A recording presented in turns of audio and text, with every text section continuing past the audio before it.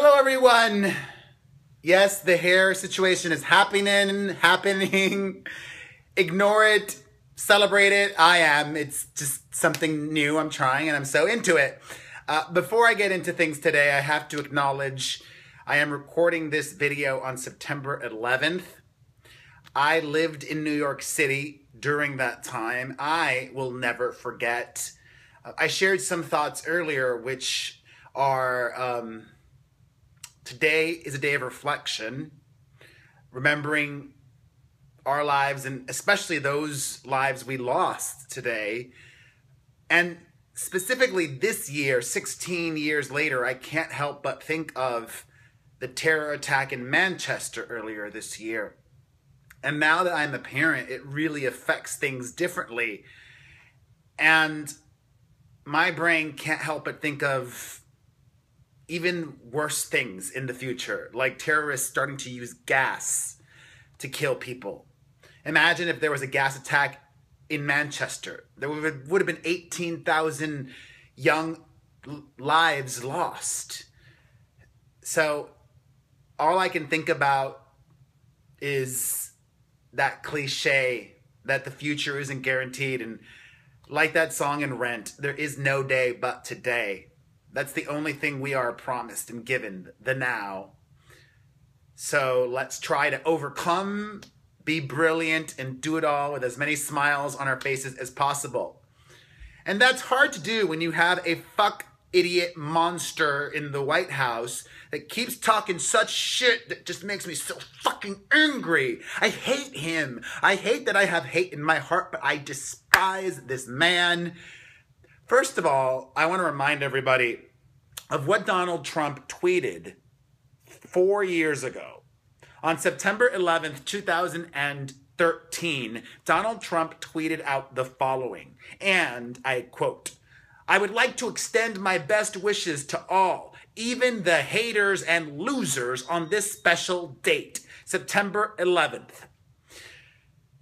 What kind of shit stain sends out a comment like that on September 11th? And he called it a special date. Special isn't the word to use, but that's clearly something that he does repeatedly. Use the wrong words to describe situations. In fact, just this morning, today, at an event remembering September 11th, Donald Trump called the terrorist attacks of that day extraordinary. This man clearly has a limited vocabulary, and it pains me knowing how stupid he is. And he's the one in charge. He's the one in the White House. Thanks to equally stupid Americans who voted for him. But not all Americans are stupid. Did you guys happen to watch Miss America last night? If you didn't, there's one contestant in particular, Miss Texas, who gave the most brilliant response to Donald Trump's total lack of leadership in response to the terrorist attacks in Charlottesville. I highly recommend you watch that clip. If you haven't seen it, I've got it up on my website. In other infuriating news, Kirk Cameron, did you guys see that? A couple of days ago, he said that Hurricane Irma and Hurricane Harvey are God teaching us lessons in humility. I don't know if you guys have been following me a long time, but in the past, I used to be a straight up see you next Tuesday. And I think it's okay every once in a while to let the old Perez out, especially when talking about Donald Trump or talking about Kirk Cameron. Hurricane Irma and Hurricane Harvey isn't a lesson from God.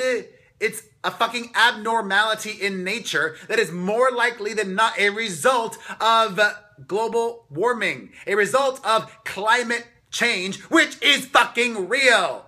Kirk Cameron should go back to sucking dick and keep himself in the closet and shut the fuck up. Or at least try not to say such stupid, insulting things. God damn it.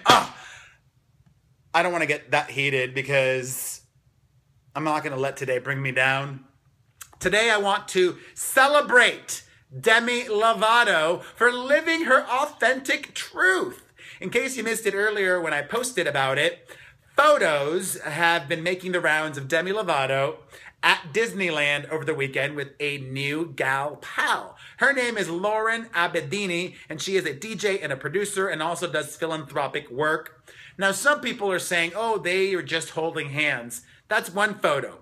In another photo, there's clearly butt grabbing going on, and friends of Demi have confirmed that she is in a girl-on-girl relationship. Now, I saw somebody, not even on Twitter, somebody asked me on Instagram, do I think Demi is in a relationship with another girl for publicity?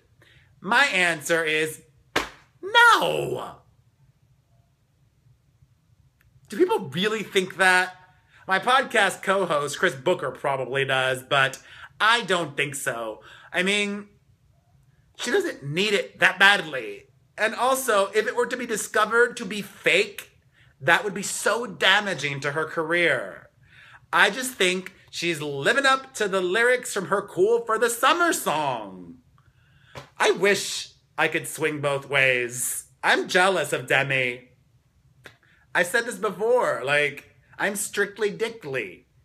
If I could be into girls and eating pussy, I would be married with a ring on it right now. But the concept of going down on it, I don't even know, just everything. I don't even want to, if you're going to have sex with a woman, you need to go down there. You need to fuck her titties with your penis, all of those things. None of that seems appealing to me. I could be married to a woman and not have sex, but that's no fun for either of us. Although I haven't had sex in a year, or almost 2 years, a year and a half plus. Somebody tweeted me about that last night, and it sent me into a tailspin. But it's okay. I would rather masturbate than waste time on apps like Grindr trying to get laid. It's quicker and guaranteed results. In other news, over the weekend, Taylor Swift was spotted hanging out with her boyfriend, Joe Alwyn, and the paparazzi caught them, and they literally went running away from them. They were both wearing hoodies, making such a scene. I understand what she's trying to do. Taylor thinks that by not giving the paparazzi the shot, they will stop following her as much. But that's just not a realistic expectation. They will continue to follow her. And also, maybe she thinks I don't even care if they don't follow me as much. I'm not going to give them what they want. And I understand that it's her choice, it's her body, it's her image. But I think many people, when they view images of her with her hoodie down, running with her boyfriend not to get photographed, they interpret that as silly or foolish or whatever it is that people may think of those photos that will still get seen. In the complete opposite end of the spectrum, Taylor's friend Selena Gomez and her boyfriend The Weeknd are so open, maybe even too open. They keep doing red carpets together like they did for New York Fashion Week. They keep posting each other on Instagram. I think maybe a happy medium is the way to go. Live your life. Don't let others' actions and words affect you. But maybe don't blast it everywhere and don't be doing the red carpets together. I think the medium route, the middle, is the way to go. That's just my opinion. In other news, Kim Kardashian is responding to Sharon Osbourne calling her a hoe. And I spoke about this last week. This is what Kim Kardashian has to say. Quote, first of all, I said a quote about, I post nude photos in the name of feminism. Never said that. So I think when people misquote you and then comment, it just sounds ridiculous. I post nude photos because I like how I look and I feel proud when I've lost all this baby weight, and I post it because I feel like posting it and I feel powerful. Anyways, whatever, I can't even with her. Let me just end things on a really positive note. Congratulations to Avril Lavigne. In case you haven't been that aware, for the last few years, Avril has been battling Lyme disease and has been severely ill. But this weekend, Avril took to the stage for the first time in 3 years to perform with her ex, Chad, from Nickelback. So congratulations, Avril. I'm so happy to see you back on stage doing what you love and that you're so much better now. Sending you a lot of love and sending you watching this right now a lot of love. And as I always do, if you enjoyed this video, hit like, hit share, and hit follow if you're not following me already. Have a wonderful, blessed day, and go listen to some Tori Amos while you're at it. Mwah!